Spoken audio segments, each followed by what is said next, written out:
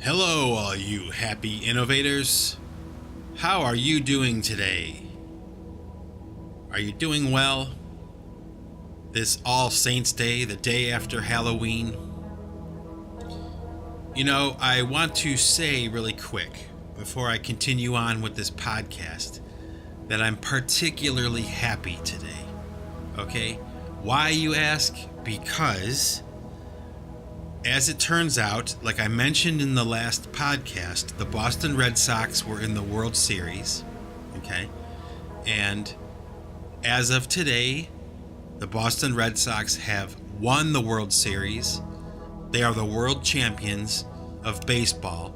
And you know, this is the fourth time that the Boston Red Sox have won the World Series in the past 20 years.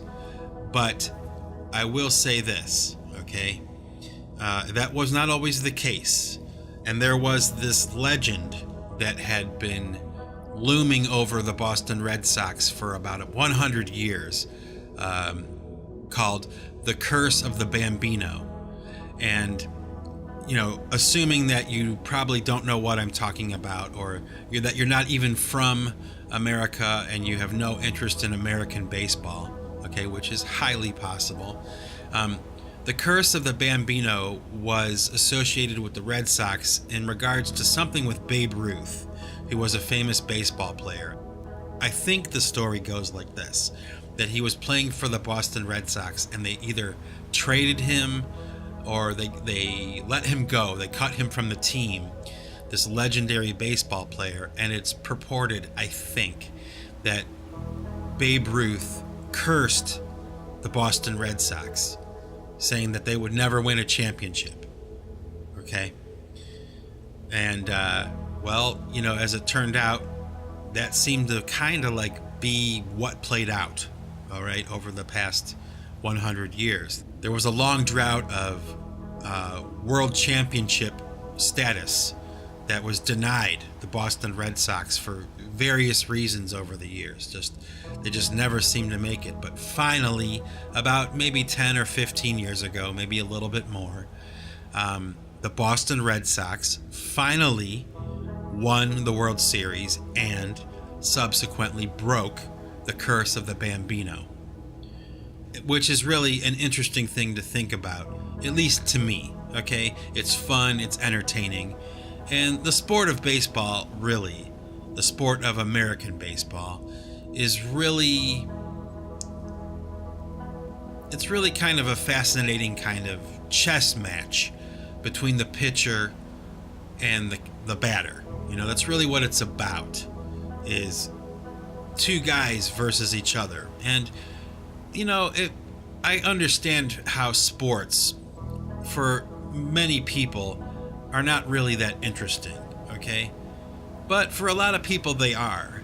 And I can say, honestly, for baseball, when you consider that maybe only 5% of the human population on the planet can hit a major league pitch from a major league pitcher, okay, actually connect with the ball with the bat, okay, only 5%, some statistic like that, okay.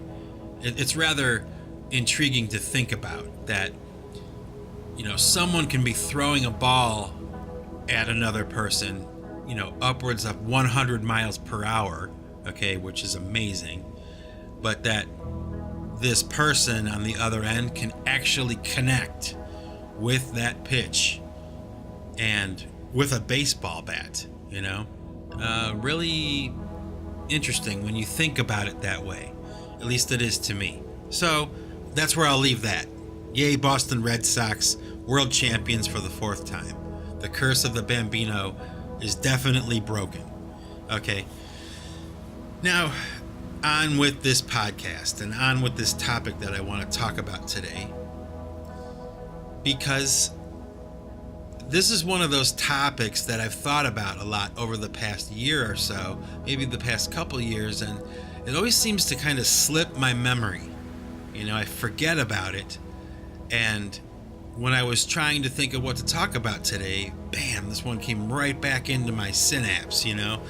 right into my cerebral cortex, And oh yeah, that's something I want to talk about. It's kind of a weird theory that I have, and it's something I've been working out for quite some time, and I figured I would share it with you guys because it's just so damn weird, okay? That you might actually find it entertaining, at least mildly entertaining. So what I'm getting at here is this idea that I have. Like, I was watching this documentary on this painter named Francis Bacon, okay? And I was relatively familiar with Francis Bacon's artwork, before I watched this documentary. But after watching the documentary, I kind of got this thought in my head, and I started to kind of chase it down and pursue it. And I'll get back to that in a minute, okay? But really, if I were to tell the story of what I'm talking about today, I have to go back even further, okay, to a movie that I found. It's research-based and philosophy-based. It's called Grasping for the Wind, and it's hosted by this man named John Whitehead, who is a lawyer, I believe. He's a public speaker, kind of like a public figure, and he put together this film called Grasping for the Wind, Humanity's Search for Meaning. And it's just a documentary about the history of art and culture and how it's had its effect, or maybe more like how it's reflected in history, and the effect it had on culture and what it means and man's search for meaning, okay? A fascinating film. It was like one of those things I watched and it was a game changer for me. If you want to watch it, I'm pretty sure it's available on YouTube for free now. And again, it's called Grasping for the Wind, Humanity's Search for Meaning. And like I said, this film was a game changer for me. It was kind of like taking me by the hand and walking me through a lot of the things that I had seen or heard over the course of my lifetime, but I had never really connected any of the dots. Things were said to me, or I had seen pictures, or had arguments with people about certain things, and I wasn't quite sure how it was all connected until I watched this film. And I realized that, wow, since I was a younger person, I'm talking much younger, I was being kind of fed a lot of information that I didn't quite understand because it had never really been explained to me, okay? And this film kind of changed me in the sense that I started to look at art and music and things like that, the things I participate in, okay, in a much more sophisticated way, all right? A lot less arbitrary and a lot more focused and maybe even concerted, okay? And I've mentioned this before, I guess a little bit, in my Singularity Podcast, Custody of the Senses. A lot of that podcast reflects many of the conclusions I've been coming to since I watched this film, Grasping for the Wind. And I found it maybe 10 years ago, or maybe about 15 years ago, right around the time the Boston Red Sox were breaking the curse of the Bambino. I found this film. Now, back to Francis Bacon. Okay, having explained to you this grasping for the wind thing and how it kind of, clicked my mind into a different mode. I guess for the sake of this podcast, I'll go right ahead and bust out my handy dandy new Oxford American Dictionary. And I will read you the definition of Francis Bacon. That is Francis Bacon, the painter, not to be confused with Francis Bacon, the philosopher. Francis Bacon, born 1909, he died in 1992, was an Irish painter. His work chiefly depicts human figures in grotesquely distorted postures, their features blurred or erased. Francis Bacon, the painter, Irish, died not too long ago, 1992. Okay, so I'm watching this documentary on Francis Bacon, the painter from Ireland. And, you know, I've gone to art museums before. Like I said, I was already familiar with Francis Bacon's artwork, but I just kind of had this idea, all right, that when we look at a painting, okay, we see it like for what it is, okay? It's on a wall or something. You look at it, you discern what it is you're looking at, you make a judgment about it or whatever, and then you move on, you know, to the next painting, okay? And that's usually about as far as it goes, I think, for most people, right? It's practical distinctions, you know, about what you like and what you don't. Now, I don't know about you, okay, but I've always kind of wondered about art critics, okay? Like, what qualifies someone to criticize someone's paintings, let's say, for the sake of conversation? What qualifies them to know more about a painting, okay, than perhaps the painter themselves, okay? Which seems odd, doesn't it? Because it does to me, okay? And I've always wondered about it. And I also kind of wonder why it is that certain painters or sculptors or whatever tend to pop. You know, they come into popular culture and they become famous, while there's other artists who remain obscure and, you know, unknown and maybe sometimes even forgotten. But I guess we can mention in this discussion here that, you know, we have to keep in mind somebody like Vincent van Gogh, who was not popular, famous, or particularly liked as a painter while he was alive. And fortunately for us as a culture, you know, he kept painting anyway, because lo and behold, 100 years later or whatever, there's suddenly this group of people who see the genius of his paintings, and now they're worth a fortune. You can't even buy one because they're not for sale. They're priceless, you know? So bearing that in mind, you know, one could argue that maybe with art critics, okay, or any kind of critics on any kind of topic, they're not necessarily correct, okay? It's an opinion or whatever, right? But for one reason or another, these critics or these benefactors of these artists that have become famous, you know, they decided who was going to be famous. And I always kind of wondered what was the criteria that they would use to make that kind of judgment. Like, in other words, what makes somebody like Francis Bacon palatable to an audience as opposed to, you know, some other unknown obscure artist, okay? Because certainly there are a lot of very, very talented painters that no one is ever going to hear about, okay?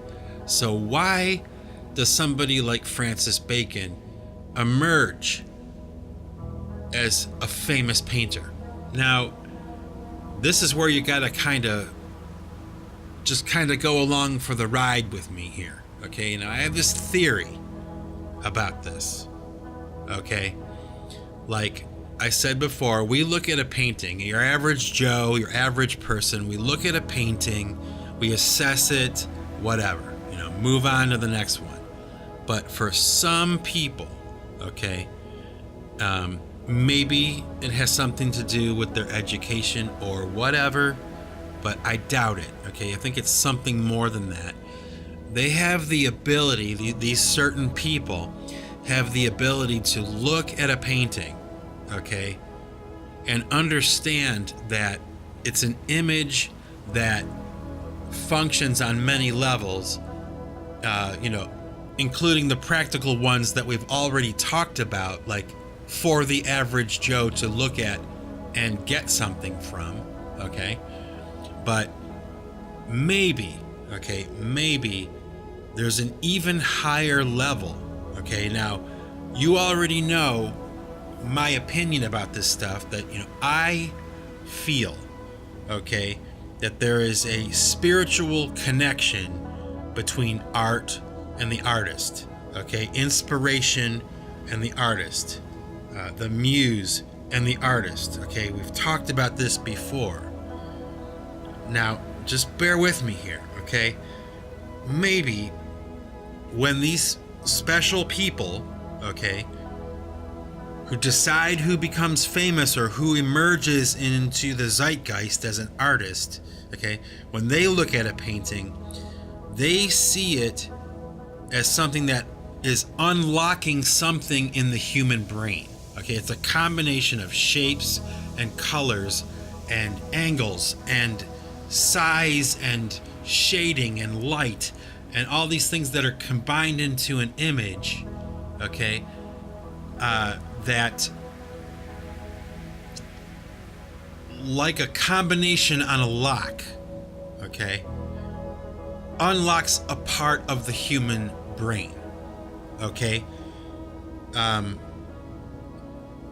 Do you follow me? It's a little weird, okay? It's a little weird, but I just kind of wonder if that's the case. Having known, a handful of artists and critics and, being a painter myself and a musician, okay, I have to pause for a moment and just ask that question, like, is that possible?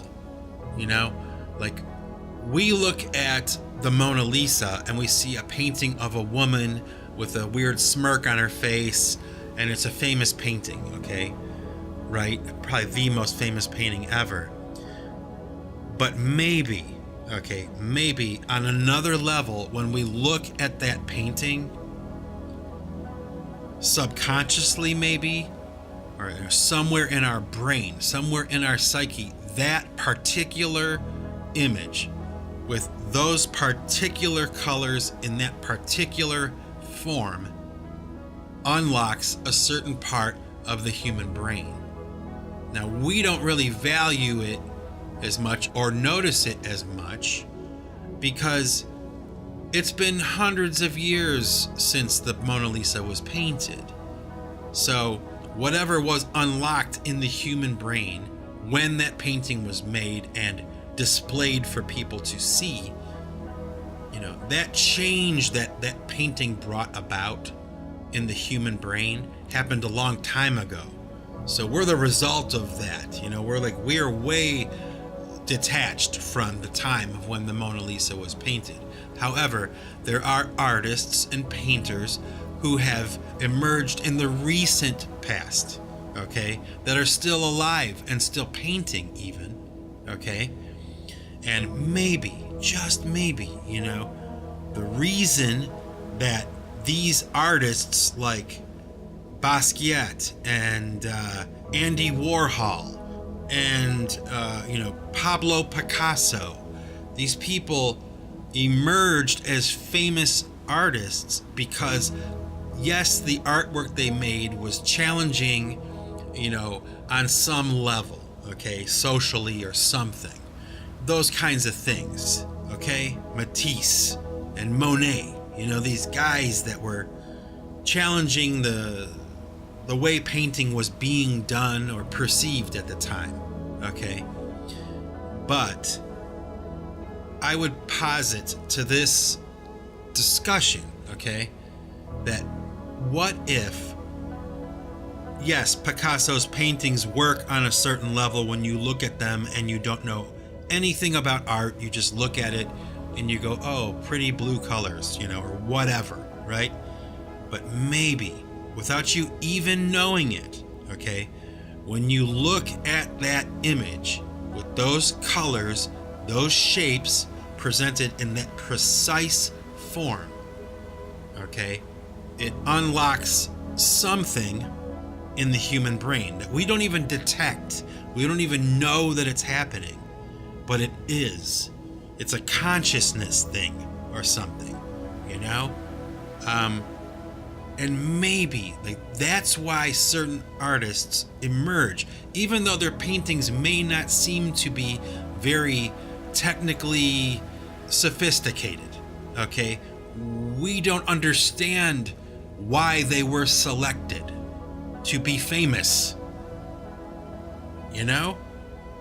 like somebody like Mondrian.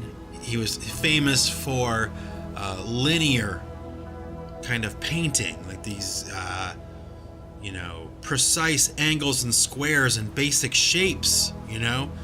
They weren't fantastic works of art, but maybe, just maybe, when you look at that painting, yes, you see it for what it is, but at the same time, on some level in our brains, a change takes place.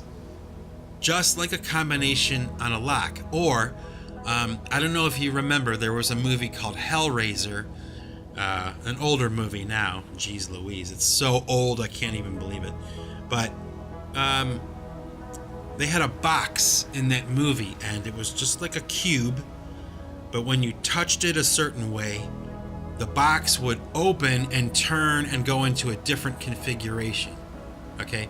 That's kind of like what I imagine these paintings may be like for the human brain. That by looking at specific images, the human brain will open up and turn and click into another mode. Okay? And that may or may not explain why, from time to time you'll see artists who don't seem to be particularly talented, okay, becoming famous. Now, I guess I should make it clear to you, okay, that I'm not saying that I feel that Francis Bacon, okay, is not a talented painter, okay. I believe that Francis Bacon was a very technically proficient painter, okay? But personally, I don't like a lot of his paintings. Not because they're poorly executed, okay? Just because when I look at them, they're depressing, They're horrifying and unpleasant to look at. And when you hear the story of this guy, you realize, when you just scratch just below the surface in this guy's life, Francis Bacon, the Irish painter, the very famous Irish painter, was a friggin' mess. This guy was, man, they say never speak ill of the dead, but man, he's probably like a really horrible character to hang around. At least it seems that way, and his paintings reflect that. They're miserable,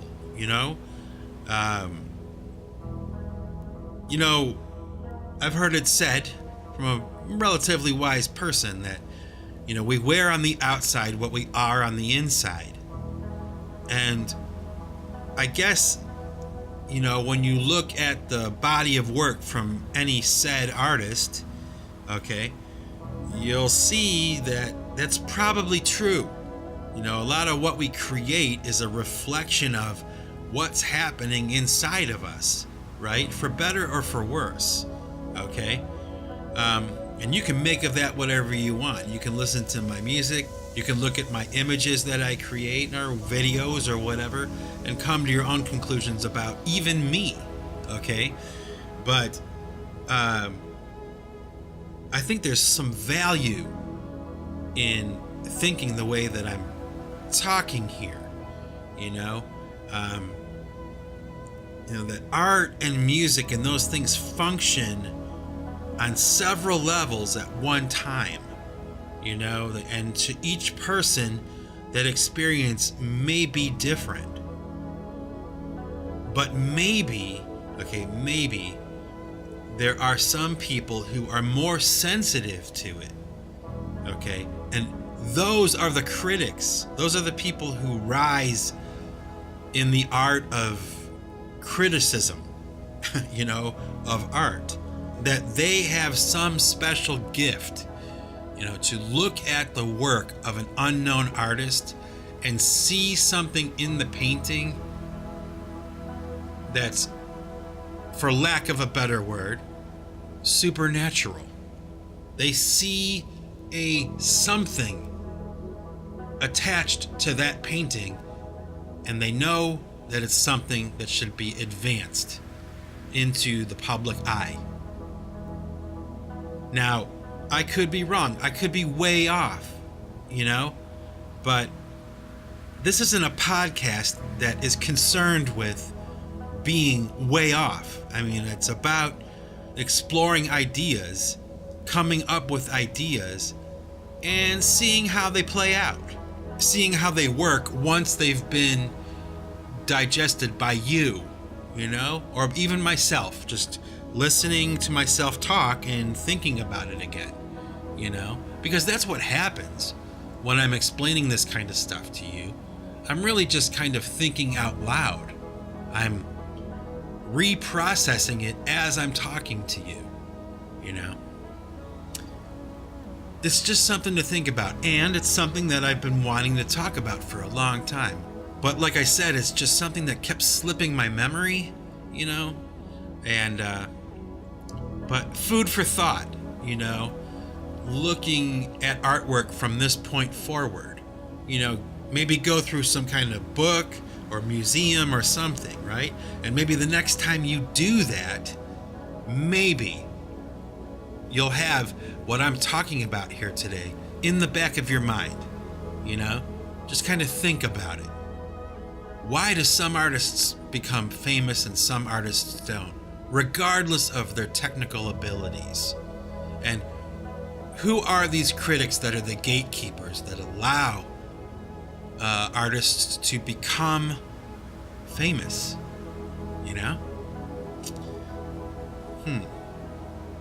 Maybe there is some supernatural level to assessing a piece of artwork.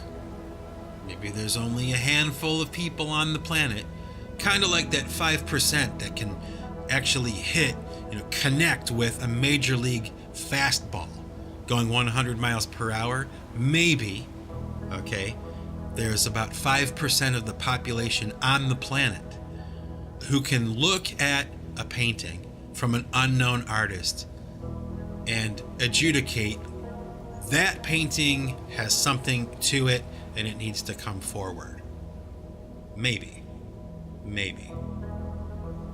So, with that, I'm going to sign off for now. And remember, folks, if you want to keep what you've got to give it away. Take it easy. Actually, hang on. I want to clarify something. All right? With that last episode I released, I got a question from one of my listeners, regarding my sign-off. If you want to keep what you've got to give it away, right? He wanted to know what that meant. And I thought about it, and I was like, I guess I never really explained it before. Maybe I should, So, for the sake of this listener, who is a very faithful and loyal listener to the Singularity Podcast, his name is Stu. I've talked about him before, very talented musician. Anyway, so this is for you, Stu. All right, now, in truthfulness, the saying, if you want to keep what you've got to give it away, is not my original idea. Okay. And when I decided to start saying it, okay, with the very first podcast I did, it was really on a whim. Okay. It was not something that I thought about so much, but it was something that resonated with me. And I got it from, actually, James Hetfield from Metallica. He did an interview for Guitar Centers about this guitar, this signature James Hetfield guitar that he was putting out on the market. And it was an advertisement for this guitar, but in the process of this interview they were doing with him, advertising his new guitar, he made that comment that if you want to keep what you've got to give it away. And I thought, that's kind of a cool thing to say, especially if you're a Creative Commons artist like me, right? If you want to keep what you've got to give it away. And that is really kind of in a lot of ways, the essence of Creative Commons licensing, which is what I'm a proponent of. And I own, a Creative Commons record label, Pipe Choir Records. Creative Commons is a form of licensing that allows people to listen to music and use music in films and things like that, creative projects, without the fear of retribution or getting sued by me for using my music. You're allowed to use all of my music for free, as long as you attribute me as the artist. Now, if you don't attribute me as an artist, that's where you can get into trouble, okay? But for the most part, it's really a non-issue, And if you're an artist and musician yourself, and you're willing to go out on a limb, I would recommend any day of the week becoming a Creative Commons artist, because I promise you, okay, once you dip your toe in that water of the Creative Commons licensing, it will change your life forever, okay? And that's all I'm going to say about that. But so this guy asked me, what does it mean, this, if you want to keep what you've got to give it away? And what I take it as is I should be freely giving away, okay, what I was given for free, okay? So I look at it this way. I sit down to write a song or a piece of music or something. I never took any lessons. It doesn't cost me anything to sit down and make a piece of music for people to listen to and enjoy. All right? So I shouldn't necessarily charge them in order to be able to access or hear my music. Now, obviously, I'm not a wealthy man, and I'm open to donations, and there are many people who are really generous that way, okay? So I'm not making nothing. I mean, honestly, the idea of people being able to use my music for free has actually helped me to sell more records than all of the bands I've ever been in combined. Okay, I am satisfied with the number of unit sales and royalties I collect.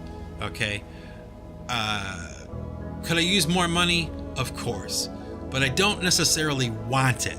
Okay, it's not what motivates what I'm doing, and I look at what I'm doing as a form of stewardship. Using a gift I have to benefit many people. Now, I know what you're thinking, okay? That sounds really pretentious, right? Like, oh, I just want to make music and make people happy, okay? Well, it is true, okay? I mean, that is true. But I can, cite several examples of times when my music was used to benefit people for, believe it or not, things like sleep therapy. I know for a fact that my music is being used in school classrooms for autistic children, who for some reason or another, the sound of my music, the tempo, and a lot of the effects I use, the white noise I use, the sound of ocean waves and those kinds of things, it really benefits these young kids for some reason. I don't know why, but I do know for a fact that when I release a piece of music, there's a certain portion of my audience that is literally taking my music into a clinical setting and using it that way, in a therapeutic way. And if you ask me, that's reason enough to just keep going anyway. So it's never been about money. And therefore, if you want to keep what you've got to give it away. If I want to keep doing this, if I want to be able to do this continually, let that flow continue from the ether into my brain, out of my fingers, and into your ears. If I want that circle to keep going, I have to let people have it for free. It costs me nothing to attain it. It costs me nothing to create it or to do it. So why shouldn't I give it away for free? Why not? Right? So, with that, I will end this podcast by saying, remember, folks, if you want to keep what you've got, if you want to keep what you've got, you have to give it away. Share it freely with everyone, right? Take it easy.